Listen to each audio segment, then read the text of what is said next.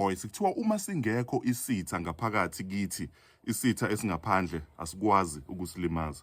Mfethu nginokulalela kakhulu ama-legends, abantu ababedlalela o-Chiefs no-Pirates kuma-Soweto Derby.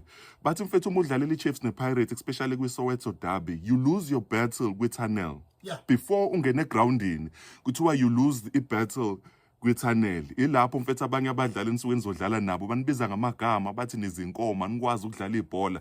Uma u-weak, ivoice yakho ngaphakathi une-enemy ikutshena nawe i-affirm izinto eyi-negative ratio ngawe kuthiwa yazi ngempela nawe angikwazi udlalela kanjani i-Chiefs ne-Pirates, you know, and then you start doubting yourself. Why? Because khona isitha esingaphakathi. Uma singekho isitha ngaphakathi kuwe, the enemy outside can do you no harm. Okusho ukuthi mfethu abantu bohleze bekukhuluma besho zonke izinto ngawe, kodwa uma kuwukuthi ustrong ngaphakathi, you'll be able mfethu ukuthi uqhubeke nempilo uphumelele.